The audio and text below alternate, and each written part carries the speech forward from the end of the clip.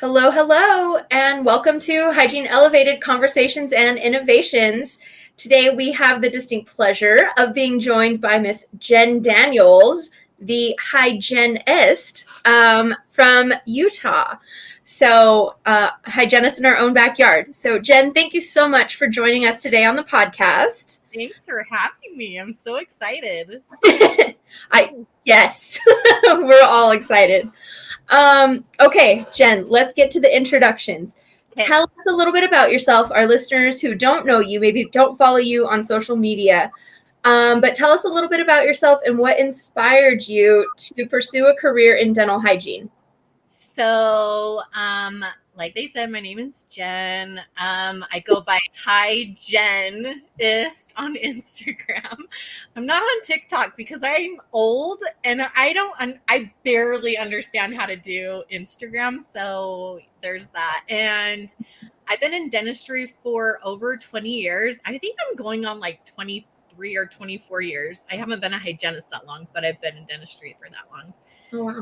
And I'm married. I live in Spanish Fork. I have 2 kids, and we have a dog. And I don't know what else you want to know. No, that's a great background. So tell us a little more. Getting into hygiene, you actually wanted to be a dentist. I did. So I was an assistant for 20 years, and I'd worked in a lot of different offices. I've worked in perio and oral surgery, and I just love everything dental. And once you've done the routine so many times, you're like, dude, I could totally do that. I could totally do a filling. I could totally do all of this. And I'm just like, I should just go to dental school. It looks so fun. I really want to do it. And so I didn't have the money to go to school full time. So I worked full time and just slowly did classes, and it took me forever. And I finally finished all the prerequisites and started interviewing at the dental schools and getting ready to take the DAT. And then they changed the prereqs to saying you needed a bachelor's. And I'm like, oh my gosh, I've been in school for like 20 years. I don't want to do any more school.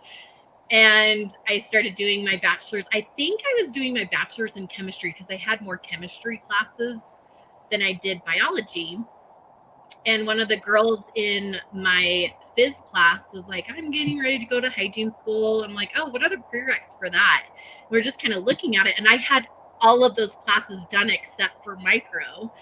And I was like, that would be so much easier and faster to get my bachelor's in hygiene than getting my bachelor's in chemistry, which I hate chemistry so bad. I don't even know how I passed any of those classes.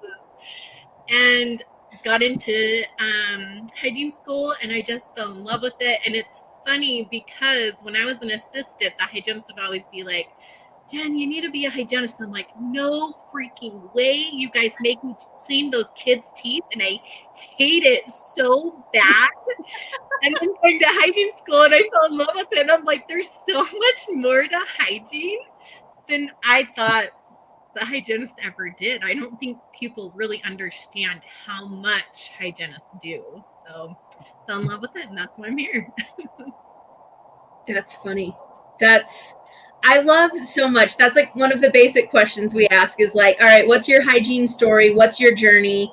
And so often either people were already working or got recruited by a family member or like their childhood dentist. Somehow we're in the dental world already. So we love asking that question. So what about some memorable moments on that journey to become a hygienist?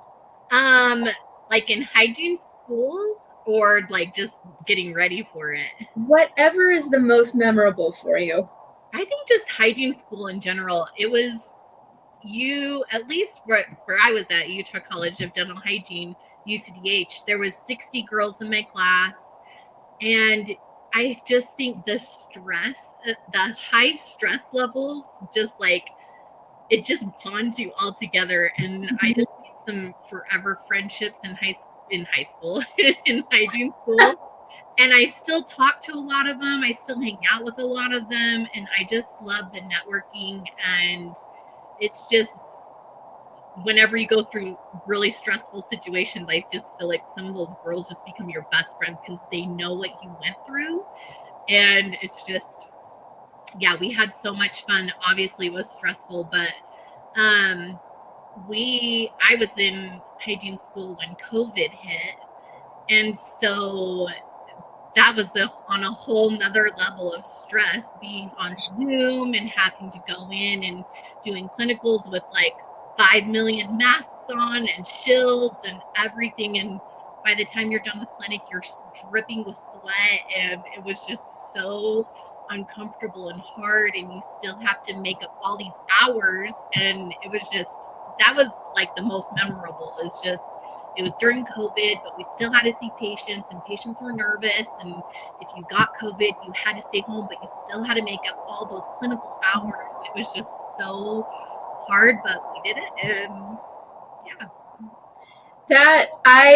yeah. Practicing during COVID was hard. I couldn't imagine the stress of school.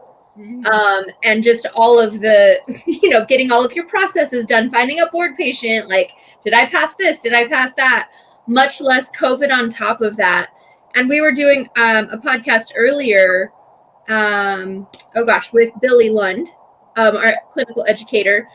And she was talking about the mannequins and how that was such a game changer for you guys, not necessarily in a positive way, like maybe easier because your patient's going to show up, but you didn't know what you were going to be dealt with your mannequin.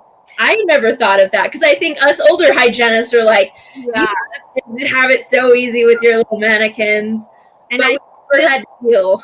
That was like when that happened and they were introducing that, they gave our class the option of doing live patients versus mannequin. And it was still so up in the air that I feel like there was like a handful of girls that did mannequin. And the stressful thing about that was they did it and then they didn't find out the results for weeks after if they passed or not.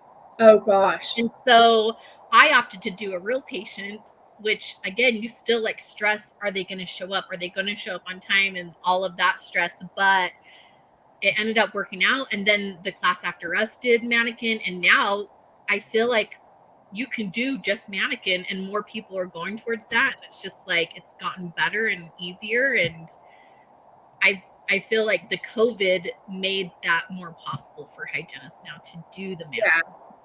Yeah. Gosh, way to be such a guinea pig. Jen, you and I both are UCDH alumni.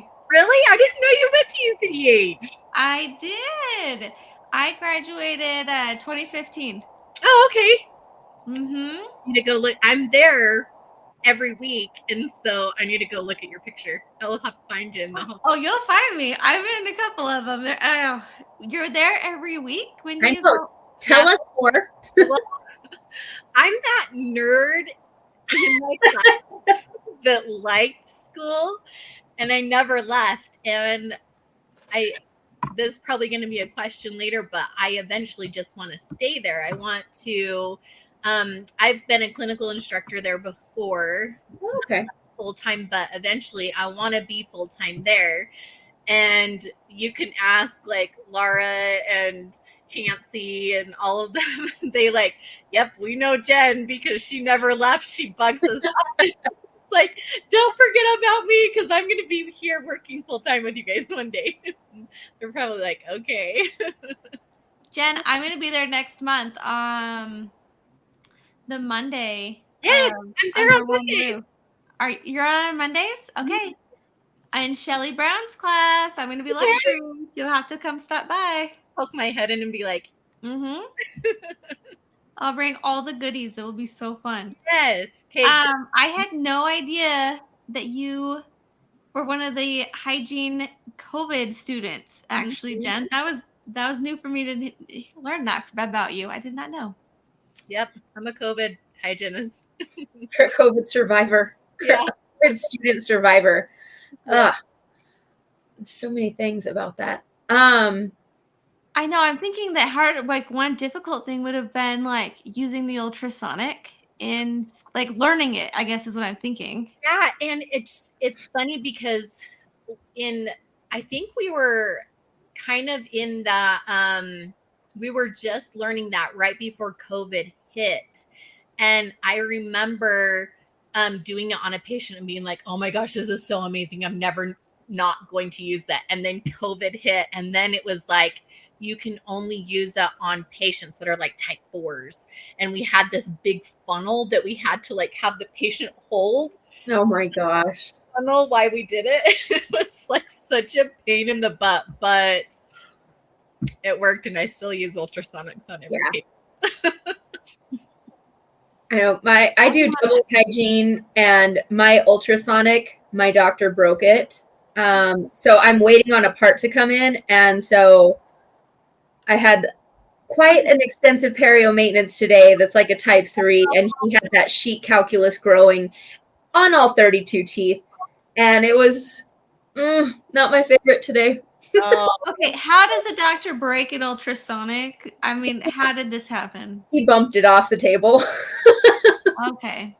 Yeah. Well, at least it was him and not you. And you're like, okay, well, it's your, like, you have to buy it. So, well, it's a brand new one. Like, it's 2 weeks old. So, gosh. Yeah. At least it was him and not you. Yeah. So he feels pretty bad, but at least it's just the little, the piece that plugs into the ultrasonic for the handpiece. So we can at least, I think, just replace that. Yeah. So our ordering lady is on it, and it should be here Thursday. It's getting airmailed to me. I don't work Wednesday, so just one more day. One more day. Oh my gosh. Are you sure you're not feeling ill? Maybe. Like KT tape wrapped around your arms. Tell my assistant, I'm at the hospital, you guys. polish extra well, Joanna. Really well. All right. That's funny. So Jen, you are the nerd that goes back to school and just never left hygiene school. Yeah. How did you get involved with the Utah Dental Hygiene Association? Were you involved with SADA, the student, as well? So that was a natural transition for you? Yeah, so I was vice president of SADA in my class. Okay. And so I went to like the little meetings and was like, this is so cool. I love like learning about the legislation, stuff like that. And it was Shelley Brown that was like, okay, well, you should just come and get more involved. I'm like, okay, just tell me when they are and I'll totally be there. And then they started like doing voting on like if you want to be on committees. I'm like, I totally want to help. Just put me on a committee. Just tell me what to do. I'll be there and I'll do it. And so last year, Kelly Hubbard was the VP and Angel Harvey was VP elect. And I'm like, just let me help. Like, what do you need me to do? And they're like, just come do check-in and help us with that. And I loved it. And it was so fun helping with annual session. And then I got voted in as VP elect. And so Angel Harvey and I are putting together annual session. And it's been so fun being in the BOT and learning everything about not just like annual session stuff, but like the legislation and everything that Danielle Evans is working on and the really fun and exciting things that we're hoping to like elevate hygienists all over Utah. And like going to lobby day and just the things that we can change and advocate for ourselves to be better and working to our full potentials of like, I mean, we learned so much in hygiene school, but we're not even allowed to do any of it. And it's just, that's the things that we advocate for. And I just wish more hygienists knew and were more involved with that. I completely agree with you. I've kind of shared this a little bit more. I'm not from Utah. I moved from out of state, and I'm from New Mexico, and New Mexico has a reputation for being very far behind the rest of the country, apparently except for dental hygiene. We're ahead of the curve for so many things, which blew my mind. I've been administering local anesthetic since I graduated. Hygienists have had practices, solo practices, since I graduated. They've been doing what other things? I don't think Botox is there yet. But I have a friend that is opening a collaborative practice. She's doing hygiene, but it's almost like a functional medicine with aesthetics in there. Super cool things. So we're getting her on a podcast. So it surprised me moving to Utah, where Utah is such a forward-thinking state and so business friendly that hygienists are practicing with one hand tied behind their back. That was really surprising to me. And it's interesting too. Danielle was saying, because we're trying to clean up the Practice Act, because our Utah Practice Act, when you read it, it doesn't make any sense. Yeah. And so we're just trying to clean that up and try to work with the ADA, and just things weren't working out. And I think it was our representative that was just like, or one of the lawyers, I can't remember which one she said, but they're like, it's interesting that there's so many licensed professions out there, and hygienists are the only ones that have to be overseen by another licensed professional. And it just blew my mind that I'm just like, why is that? Like, we are licensed professionals. Why do we have to have another licensed professional monitor us and make sure we're not doing bad things? Like, we learn all about this. We're not dumb. We know what we're doing. And yeah, it's just crazy. It is interesting. I didn't know that. I didn't know we're the only ones. Yeah. Interesting. And that's like kind of bringing up the Botox thing, when we're trying to like advocate for us to do Botox, and like master anestheticians are able to do it. Right. Nobody's over them. Nurses, yeah, there are doctors that kind of monitor stuff, but nurses are able to do it. But it all comes down to like how our Practice Act is worded. And when you look at other states that the hygienists are starting to do Botox, their association, they have so many numbers in their association. But Utah, we have thousands of hygienists in Utah, but a very small percentage of those registered hygienists are a part of the association. So when we go to Capitol Hill to lobby for all the hygienists in Utah, I think those people look at our numbers like, you don't have any backing, you don't have any support. They kind of laugh at us because they're like, well, nobody really cares because they're not up here on Lobby Hill lobbying for this. But like, you look at nurses associations, and they're like, there's millions of nurses that are a part of their association. So they're allowed to do that because no one's going to mess with that association. They're like, their numbers are high. Our association, our numbers are so low. Why do you think that is, Jen? I think, talking to like my friends and stuff like that, I think it comes down to they look at the money to be a part of the association, and I think people don't understand where that money is going towards. They're like, well, I'm giving the association this money, what is it going towards? And we're kind of, as a BOT, we've been talking about this a lot and trying to bring awareness of what the association does for you as hygienists. And we're going to have Danielle kind of talk about it at annual session this year, but a big chunk of it goes to paying for legislation. It goes to paying the lobbyists to go and take that to Capitol Hill to lobby for us. I mean, that's his job. He's not doing it for free.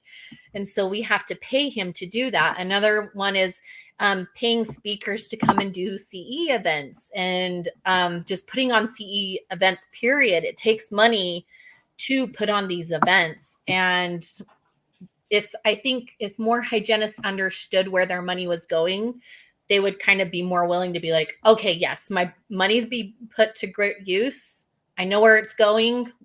I'll be a part of the association. I agree with that. I think more awareness would be perceived well. I think so. And I wish that more people would just come, and because Malia, she's in charge of our UDHA online. And if like she posts when meetings are being done, and if more people can come to these meetings and learn about it, I think they'd have a better understanding of what the money's being used for, what the association's trying to do. And so this year we've just been really concentrating on bringing more awareness and trying to get members to sign up, and just trying to get those incentives to be like, hey, come be a member. It's super important to be a member of the association so that we can advocate for each other, and like, let's let Utah hygienists like practice to their full capacity. Are these meetings in person or virtual? A lot of them are virtual, but one of the really main big meetings that we have is the day before annual session. It's at nighttime, and we go through a lot of the like legal jargon and stuff like that. And anybody is welcome to come to those. We just have to get a number for it. But that's where we like vote in new members to the BOT. And you can sign up for different positions to be more involved, but having people be more involved, like on the legislation side and on the board of trustees, just bringing those awareness, even just coming to the meeting and just listen to what is going on, I think would help too. So those are some pretty big responsibilities for you as like the VP, right? Mm-hmm. So, and you keep saying, is it VOT or BOT? BOT, the Board of Trustees. Oh, okay. I was like, should I know what that is? Like, oh, the bot. We also get together like today at 8:00, the second Monday of every month, we all get on a Zoom call together and we talk about things that are coming up, things that need to be said and bring awareness to. So like today we have our June meeting with the Board of Trustees. With those bots. With the bots. In your time, even including SADA as well as the UDHA, what is kind of one of the most proud like moments or accomplishments that either you personally or just the organization has had legislatively? Gosh, right now we're kind of at a standstill, but it was kind of mentioned up on lobby day where our biggest accomplishment, and it's not even an accomplishment yet, it's hopefully something in the works, is we're trying to be separate from ADA. So we're trying to be our own entity and be over ourselves. I don't know all the logistics of that. Danielle does, but it's just kind of in the works right now that's happening. But that's kind of right now what's exciting and what's happening. Yeah. I feel like once that happens, we can be able to do things like Botox, hopefully one day. That's sooner rather than later, but until we get these other things out of the way, like we shouldn't have to be supervised to give injections.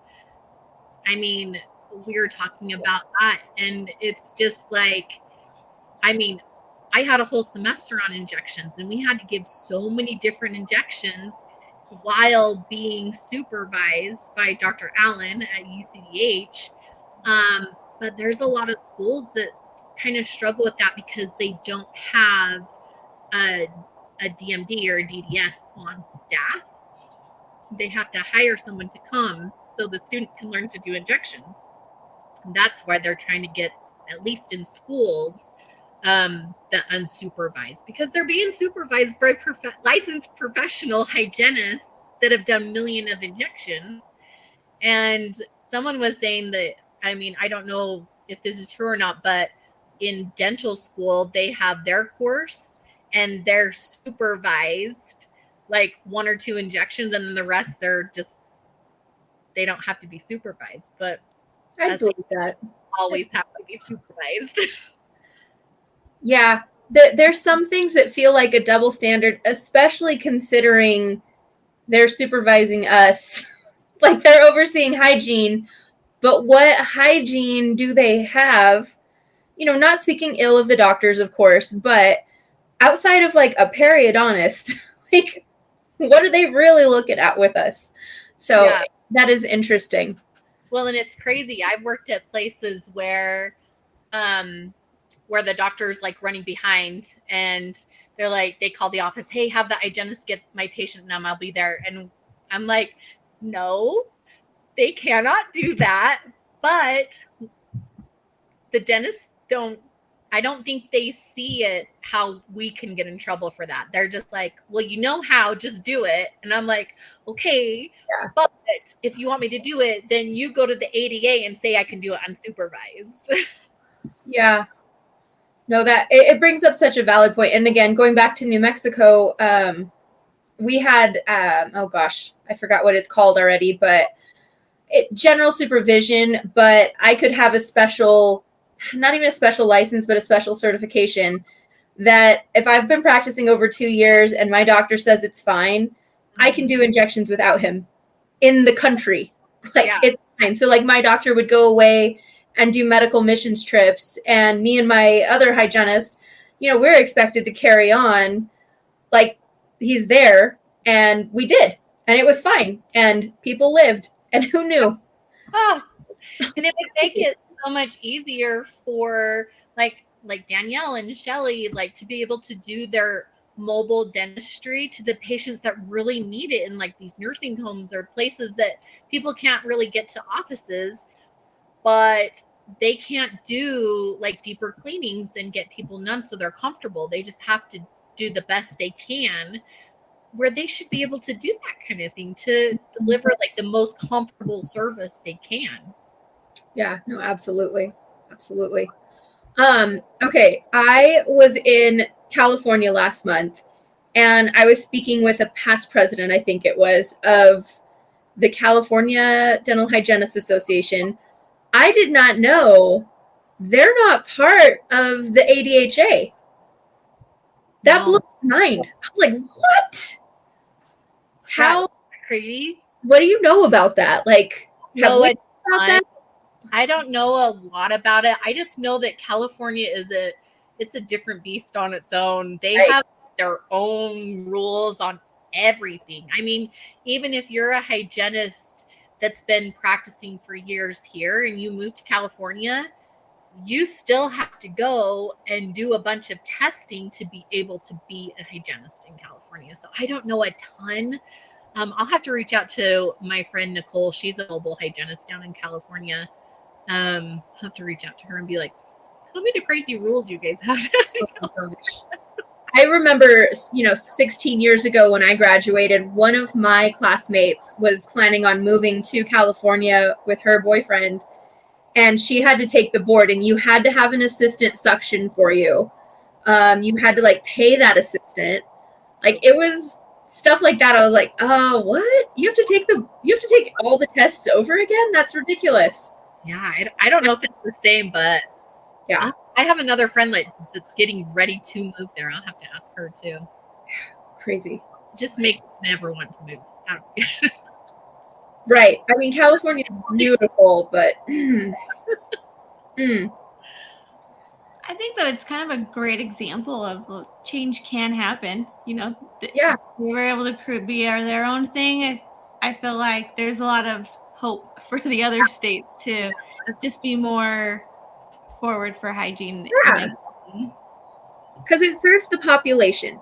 It's not just self-seeking. It's we want to be able to practice better, to provide better care and practice to the full extent of our license. It's not, I'm going to make so much money. Yeah. Well, and I feel like also that, like when we're trying to change and advocate for ourselves, I feel like the older generation of dentists are feeling threatened.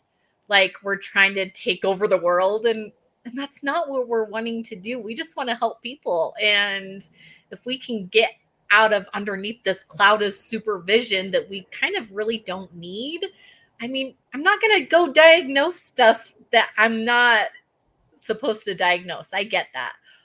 But I was trained in hygiene school very well on what perio looks like. And I know how to diagnose perio. And I'm pretty sure going to dental school, you didn't get the perio education that I did. So that's just crazy to me. I know my doctor's a new grad, and we've worked together almost a year now, and we've really had to like work out our dynamic. And he'll give me a hard time sometimes. He's like, "So who's the doctor here?" And I'm like, "I'm just pointing out obvious things. I'm not saying decay." And so he'll give me a hard time about like when I'm going to go to dental school. And I was like, I have zero desire to fix a tooth. I have zero desire to pull a tooth. Like you all day. That is you, my friend. Oh, yes. So, no, I don't want to step on your toes. I want to do what I'm good at and not be told what to do. The doctor that I work for, he makes fun of us for saying, we saw that this place, it looked a little suspicious, and he's like, so decay. And like, he always pulls us aside and he's like, don't say suspicious, just tell the patient that's decay. And I'm like, except for I can't. Right. Get in trouble, like that's beyond my scope of practice. And he's like, it's decay, you can tell the patient and warm them up so that they're not going to have a heart attack when I say you have 20 cavities, when you can already tell them you have several cavities going on. And I'm like, I'm just going to keep saying they look suspicious. Like, Jen, one of my little go-to phrases is, this looks like a cavity. Look like a cavity. Yeah. Say like, I mean, I'm not a dentist. Right. Something's going on here. That kind of looks like an abscess. Going on here. It'll be the doctor to let you know for sure. Yeah. This is where I love AI. Like we use Overjet in our practice, and I'm like, so Overjet and I are not a doctor, but the two of us agree that this looks pretty sus. So bad. That looks amazing. I want it so bad. I love it. I was a little nervous when they first rolled it out because I was like, ugh, because I work for a DSO, so I didn't know like what's the angle here. But oh my gosh, if our internet goes out and I don't have AI, I'm just like, I can't today. Like, I'm sick. I need to go home. Okay, well, we've got that BOLA microphone, right? And we're just say the probe dabs to get all plugged in. I'm hooked on it, and I don't think I can work without it now. I love it. Well, and see, I want that so bad because we had a training that like it's super important to call out your numbers for the patient's benefit. Like if the patient knows what you're calling out, then they can kind of already prep, like when I'm calling out those numbers, if you hear this number, it means that you're expecting it. And so we've started to call out our numbers just for our patient's benefit. And I'm just like, if only the computer was reading these out, like recording these while I'm calling these out, then I just have to remember and go back. Yeah, no, I would love that. Because I'm not gonna lie, I'm notorious for like, I don't need it today. So I do not do every visit. I do every once a year, but some don't tell everybody. But I want it so bad. Yeah, no, I would not mind that at all. That'd be amazing. So did we cover everything, that all the ways that the UDHA supports hygienists and the development of hygienists? Is there anything else that you wanted to touch on? I don't think so. Just be more aware, get on UDHA online and just kind of peruse the site. Make sure you're coming to annual session because we're having Danielle Evans. She's our legislative chair, and she's going to be talking a lot about what's going on. And I mean, I'm super interested in it. I feel like everybody else should be very into it because this is going to be the future of hygienists in Utah. Like, we just need to be so much more involved in legislation. If you want to be able to do Botox, be a member and go to lobby days and just be involved, because the more involved you are, the more change can happen and help us all be better hygienists. When is annual session? Annual session is September 20th. And so September 19th, we do a meeting at the exact same place going over legislation stuff in depth. So if you want to attend that, you can reach out to me or anybody, or like even message Malia on ADHA online and just say, hey, I want to be more involved. Can I come to this meeting that's the night before the annual session? And she can kind of give you more information about that. But it's going to be super fun. We've got some really good speakers coming. And for the student session, we've got Claire from Student RDH coming to talk to the students, and Hygiene Edge, obviously, because everybody loves Shelly and Jessica and Malia. And I mean, they're all my mentors. I mean, they taught me, except for Jessica. Jessica's clear down in St. George, but we love Jessica. She's amazing. So we have to have them. Yeah, no, I've got to meet all of them. I think Jessica slightly more than everybody else, and they're great. Like, I wish I had them as professors in hygiene school. They feel so blessed that they were my instructors. Like, she was my instructor. I see her every day. I feel so lucky that they were my instructors too. And sometimes I wonder, do they know what a monster they've created? They know how they are. Funny. I know we were at the UDHA conference last year. Joffrey and I, Hygiene Elevated had a booth there, and we were selling apparel. We were promoting our podcast, and like, it wasn't a small thing. Like, there were so many vendors there. We didn't know what to expect because we hadn't been before. And so it was a very well attended event, and definitely worthwhile. Like, we got to see the speakers. And I was like, oh, dang it, I wish we could have gone inside. But you guys had it set up really nicely, where people could kind of rotate through, and we're in different groups doing vendor time versus CE time. And so it was a really interesting setup. So we're doing the same this year because it went so well last year that we're like, we're keeping it the same, and it was amazing last year, and we're hoping for just as good as a turnout as we did last year. So. Yeah. And Sonicare, I'm just throwing this out here for anybody's listening.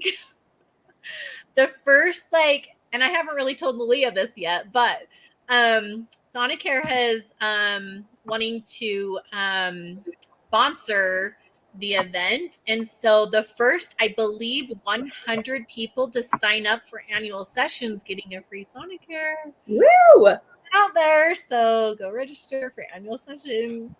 Well, does that apply for vendors? Yes, of course. You're a licensed RDH. Go sign up.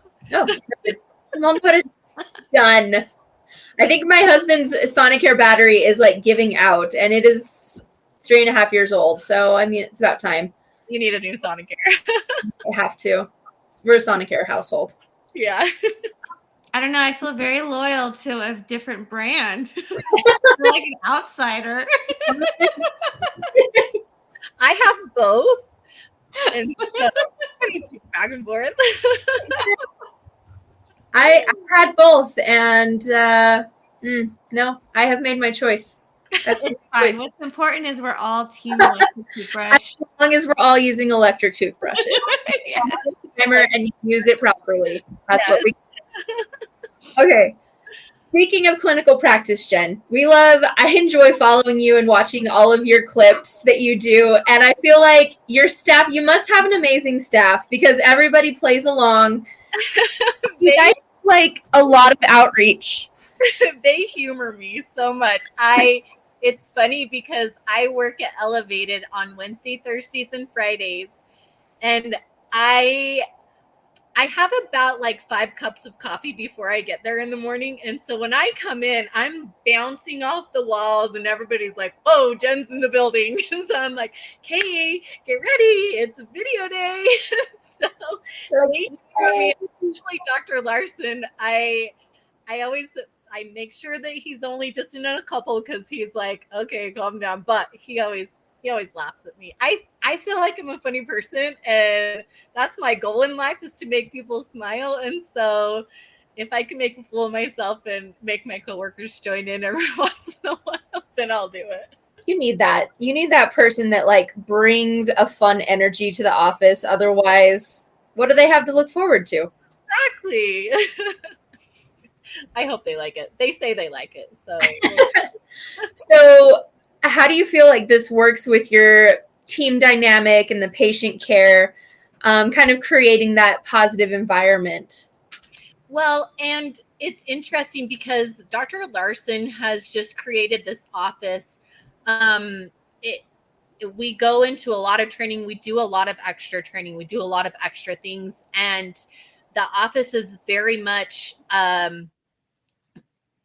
it's very much a positive atmosphere. And if you're not bringing positivity, and if you're not, if you're just kind of like a fuddy-duddy, it's just kind of, it's not the culture for you. And we pride ourselves on having a great culture at Elevated. We have a bubble board, and I don't know if you guys have ever heard of the bubble, but it's just basically kind of like, when you're coming to work, all of the outside noise that you can't control at that minute, you just need to leave it there, and let's focus on what we're doing here and now. And we're very patient centric. So kind of an example is, like I have kids, right? And I'm always worrying about them. But if something's happening with them and I'm at work, really, there's nothing I can do about that situation while I'm at work. So I can't worry about that. I have to push that out of my mind, and let's concentrate on this patient and make them know that I'm 100% focused on them and not my children, or like something else that's going on in the world. I mean, you can put this into your daily lives, is if it's beyond your control, you just have to push that outside your bubble and not worry about it, because nothing you can do can make that situation better or fix it. So, and it's hard to do, but you have to just push it out. You just have to push out that negativity. And if there's nothing that you can physically do, then you just have to not worry about it. And it's hard to do. It's hard to say that. But once you like get in the routine of like, oh, I'm stressed about this because this is going to happen, I always say, okay, but even if this is going to happen, can you do anything now to make it not happen? And people are like, well, no. And I'm like, okay, but you can't think about that. You can't stress over it, because stressing over it's not going to change it. And there's nothing you can do to change it. So let's just get back in your bubble and push that outside your bubble, and only concentrate on the things inside your bubble that you can control. I can control myself. I can't control others.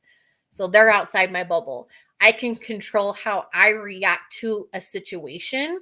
I can control what's happening in my operatory. So that's the idea of the bubble, is just things that you can't control. It's hard, but you just can't stress over them. You can't think about them. Just focus on what you can control and stay in that bubble. And then just being patient centric, we're very, we want all of our patients to feel like they're the VIP in their moment of their appointment. And so even if I'm running behind and my next patient's there, I'm not even worried about that situation because someone else is dealing with that situation for me, because I can't do anything at that moment. I'm going to concentrate my full efforts on the patient I have in front of me, because they're the most important person in my chair right at that very moment. So that's Elevated. And as far as the team goes, we have quarterly meetings that we all get back on the same page. If something's going wrong, we all come together as a team to try to fix it instead of trying to fix it individually. It's better if the team is involved and we can all come together and fix it, because it just makes a better work environment altogether too. I definitely resonate with the bubble theory. Like that is, I feel like my approach to so many things, like what can I control? What can't I control? If I can't control or have any influence over this, try not to think about it. Like if there's nothing I can do about it, there's nothing I can do about it. Is what it is. If I can't make a list and write it out, forget it. It's done. I love lists. Lists. Yes.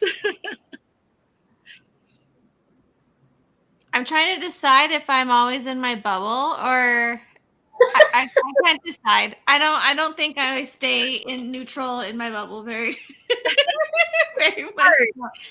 And if you've never heard of it before, it's like, it just gives you pause in thinking about it. It's a very strong concept that you can either in your work life or your home life. And it's just like I try to teach my kids that they're still pretty young, but like when they're like, I had a bad day, and I'm like, okay, well, why did you have a bad day? And they'll say, well, it was just too hot. And I'm just like, okay, well, what could you have done to make it so it wasn't so hot? And they'd be like, nothing. I'm like, exactly. So it's going to be hot, but you can't change that. But maybe you can splash your face with some water. That's something you can control. Like, it's just trying to teach those concepts. And it's hard to stay in that bubble. It's hard to think that way.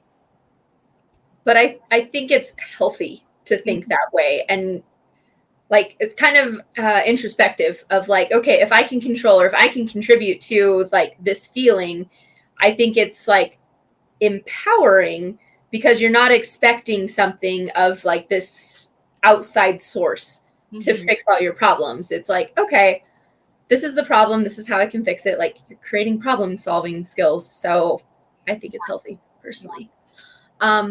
Obviously, Joffrey and I, as we are Hygiene Elevated, we're about things that are elevating. So I love your office name very much. So you're perio primarily, correct? No, our practice is in Highland. And so we don't get a ton of perio patients. Most of our patients are actually pretty healthy. So I don't practice only perio. Mostly okay.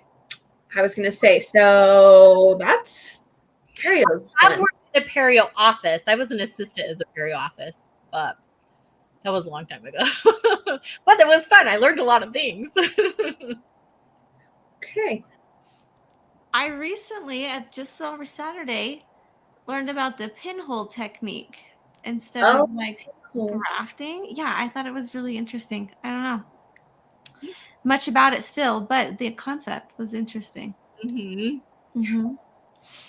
have always thought, I mean, I'm sure we all have these thoughts, right? Like, who was the first to think, oh, what if we take a tissue from the roof of your mouth, slap it somewhere else, it'll grow? Like hope it grows. Yeah, I hope it grows. Let's just see what happens. Like, who volunteered for that? Yeah. Oh my gosh. It's just crazy to think how, and this goes along with continuing education. This is why I'm always like so an advocate for continuing education, because when I first started in dentistry, my very first office, he didn't even have a developer. So I had to take the x-rays and go hand develop the x-rays. And now I have digital that pops up on the screen in 2 seconds. And I'm just like, it's just a continuously advancing field. And I just can't gobble up enough education about. I love learning about new things. Like when the iTero came around into our office, it was a new thing. And I was just like, this is like groundbreaking. Like, obviously it was meant for scans for Invisalign, but there's so much patient education that I do off of just the iTero scan that like I use it more for patient education than I do for Invisalign. We do still do a lot of Invisalign, but I do a ton of patient education off of the iTero scans. It's like an intraoral camera, like, I mean, it is a camera literally taking thousands of photos, but I'm just saying the same output of patient education, that image, so many people are visual learners. It is so nice to be able to show them what their mouth looks like. Yeah. I had somebody with like this hairy black tongue the other day, and I'm like, snapped a pic. I'm like, that's what your tongue looks like. And he's like, oh, I had no idea my tongue looked like that. I'm like, what? How did you not know that? Patients crack me up sometimes. Crazy. Oh, just don't look at your tongue ever? I'm like, do you not, like, that's part of my routine is brushing my tongue. But I mean, you get those patients that are like, how's your brushing? Do you brush your tongue? No. And I'm like, what? You don't? That should be part of your routine. Yeah. Well, what I recommended for him was Guru Nanda's metal tongue scraper. I'm like his tongue was so bad. I'm like, you need like a heavy duty, like go get some tongue gel, go get the scraper, the brush. Like, I'm a nerd that like, I'm like, yes, this is so cool. Let's take 1 million pictures. And I'm like, do I have your permission to post this for educational purposes? Yeah. I'm that person. And they're like, sure.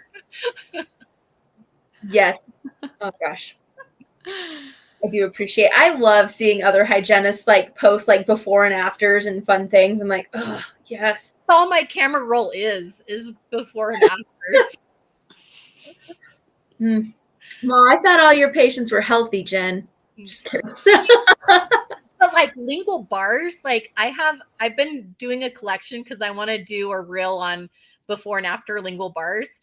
And I have a hate-love relationship with lingual bars because obviously patients can't really clean them very well. But when patients have like a ton of calculus, like that's the most satisfying like before and after picture on a lingual bar. It's like, ah. I love it. Yes. No, I totally get that. Gosh, okay, lingual recession with a lingual bar creates so much havoc in my life, like, because when there's not the recession and you clean it all off, the patient can recognize that it is smooth. But sometimes that lingual recession, the teeth are so rough and they're just like, it feels rough now. It still feels rough. And I'm like, that's just your tooth. There is nothing there anymore. And I was like, let's take a photo. I'll show you. But that is the life of me when there's a bar and recession back there. Oh, get a good pic of one of those for me, would you, Jen? Oh, I'm sure I have a couple. I'll be like, this is what Joffrey was talking about right here. Mm-hmm. Tag us both. Okay, so we talked about clinic. We talked about some of your career aspirations, but like looking ahead, what specifically with the UDHA, do you have any aspirations within the UDHA? I just want to make sure I'm continuously involved. I wanted to go to Danielle and be like, can I just be your personal secretary so I can always be involved with legislation? I just always want to be involved. But even when, like, so being vice president, it's like you're vice president elect and then you're vice president and then you're on your way out. So you're it for 2 years. I don't think I'd ever want to be president. That's just really scary. And Brenda, our current president, is so amazing at it. I'm just like, can you just be president forever? Because she's amazing. But Kim is coming in and she's going to be an amazing president. But like just staying involved, I think I will always go to those meetings. There's still so many past presidents that are always there, and just being involved. I just always want to be involved. I want to always be advocating. I will always go to lobby day and help advocate for Utah hygienists. I love that so much because at the beginning, before we even hit record, I was telling you, Jen, somebody told me I need to get involved. How would you recommend if there's somebody like myself or maybe somebody who's listening that wants to get involved, but just a little bit involved? So I would recommend coming. There's the annual meeting the night before annual session. And I can send out more information on this. We just need And that's September 19th, right? The legislative meeting. That's okay. And just sitting in on one of those meetings to kind of get an idea of what positions are available, because at that meeting, you can either volunteer or people nominate you. That's how I became vice president, was someone nominated me. I don't know who, but I'm so glad that they did, because I'm so grateful for this opportunity to be this involved.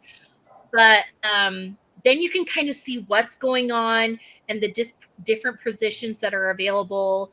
And then you can kind of decide where you want to go from there and just be like, hey, I want to be on this committee. So like this year for annual session, we're looking for people to help us like with chicken and stuff like that. So you guys like, well, oh, that guys, sounds minimal. Are you guys I could make a commitment like that. Yeah. So like just helping with check-in, like you guys can set up your booth and then just help with check-in. And that would be like on the check-in committee, and just starting to be on committees, helping other positions, because there's so much to do. And you can just help with these committees and then just kind of decide, okay, I want to be more involved on this side of it. I want to be more involved on this side of it. And then that's how you can kind of get into a position. Okay, I'm going to be marking my calendar for September 19th and 20th, and I'm going to elevate my game here and be more involved. Yes, and it's about time. I am a member, and yay! And so it's all going in that direction now. So I think it's great.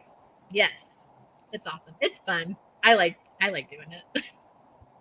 We support our profession in so many avenues, and this is one that our master board is missing. So, yes, you can totally be a member. All right, Jen, anything else? Anything you want to share with us about your future endeavors? You talked about wanting to be full-time at Utah College of Dental Hygiene.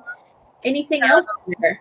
Yeah, I eventually want to be I want to teach an actual subject, but in order to teach, you have to be a full-time CI. And so I'm finishing up my master's program. I'm in my last, it's funny, Angel Harvey, the other VP, we're kind of like in the similar spots with our master's program. So we're kind of like, we're going to graduate together. But the main goal of me getting my master's was so that I can teach at UCDH. But I have to be a full-time CI. So the second I am done with these crazy capstone project classes, I'm going to start CIing full-time so that I can teach. Okay, wait a minute. Do you have to have your master's to teach? I don't think so, but at UCDH, I believe you just have to have a higher degree than what you have in order to teach. And so I have my bachelor's in hygiene. So, I mean, there are teachers there that don't have their master's, but I had already started my master's program because I thought that was the case. And I'm just like, I've already started it. So do it. Who are you doing your master's through? Western Governors. Oh, okay. What are you getting your master's in? Oh gosh, it's a big long thing. If I click off of this, is it going to take me off my face? Because I put it in the notes. It's called, I got to find it now. It's a big long word. Oh, here it is. Masters of Science, Learning, Experience, Design, and Educational Technology. That rolls right off the tongue. I don't blame you for not having that just like let it go. Like, it's learning about education, something, and technology. Nice, because that's a fairly broad title. So it's like, Okay, say that one more time, Jen. Oh gosh. Okay, here we go. It's called Masters of Science, Learning Experience Design, and Educational Technology. okay. It's really hard. And Angel and I are about like every time I go talk to her on Mondays, we're like both like, oh my gosh, because we're on our last 3 classes. Yay. It's like, oh, can we be done yet? Congratulations. That's going to be such an accomplishment. Yeah. And then my husband says, you are done with school. You're never going to school again. And I'm like, okay. No, but then what am I going to do? That's what I'm like. What else can I like? I'm not going to go get my PhD. I'm sorry. I'm just not. This You is say like, that now. I promise. Okay. We'll see. He doesn't believe me. I'm like, I promise I'll just do continuing education from here on out. Jen, you're an absolute sensation. Like, the joy of life radiates off of you. Yes. And you're just incredible. I hope you know how incredible Oh my gosh. are. You have your family, you're working on your master's, you're involved in the UDHA, you work, you teach. Like, wow. Yeah. Wow, Jen. Oh, thanks. I try. It brings all while staying in your bubble. Like, wow. It's the 5 to 10 cups of coffee I have every morning. Gosh. It keeps me going. Well, we've enjoyed having you here tonight so much. We always close with the same 2 questions. So I will ask the first one. Okay. What piece of advice do you wish you could go back and give yourself as a new grad? Gosh, I don't know. That's hard for me to answer because I feel like UCDH was so, I say brutal. It was so hard.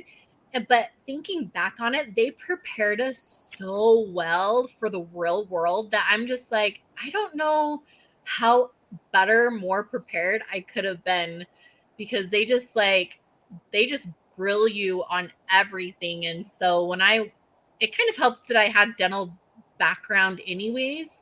Mm-hmm. But like just going in my first day as being an actual hygienist, I was completely comfortable. I was confident. I guess I just want to say, like, just having more confidence in myself, like I can do this. But like once you've been in private practice for like a month, it's like you've been doing it forever. So but yeah, I don't know. That was a hard question because I just felt like the education that I got at UCDH was really good. That's what I've heard. I really like that program. Not biased at all. Well, I've heard great things from every graduate, so. All right. Last question. What piece of advice do you wish you could go back and give yourself as a new grad? Just don't stress. Well, and it's just like this semester, like preparing for boards is so stressful. And poor Laura Green, I was like crying in her office probably on a daily basis. Like, and she's probably like, come on, get it together, girl. But I was so stressed about passing boards. And then when boards was over, you're just like, what was that? Like, it had nothing to do with anything. Like, I totally failed. And then it comes back passing, and then you just like sob because like all the stress of like written boards is just like, I still had clinical, but I wasn't worried about that. It's just like the biggest test of your life that you've been basically studying for the past 2 years. Like, just that, like seeing that pass and like all the stress just melts off you and you just burst out in tears because you're like, it's over. It's done. Like, but if I could just go back and be like, it's going to work out. Like, I'm a huge believer of everything is like everything happens for a reason. Mm-hmm. And so if something happens and it's like the biggest stressor of your life, like at the end of the road, like you don't see that, but looking back on it, like it all worked out the way it was supposed to. And I wouldn't be where I am today without all of the things that have happened to me throughout life. I think Joffrey and I definitely can reflect on that. Just in our short journey together at Hygiene Elevated, you know, where we've come the last 2 years, much less the last 1 year professionally, is so crazy. And all of those steps, like everything you go through, every closed door, every open door, it's just amazing where it takes you. So and you can't stress about the ones that close because they're not meant to be. Yeah, you don't know how, like, the silver lining of it. Like just everything in life. Like if you were fired from a job and you're just like heartbroken over it, like there's a silver lining to that, and that just isn't where you were supposed to be, and you just needed to move on. I love it. All right, Jen, thank you so much. Thank you for having me again tonight. Hi.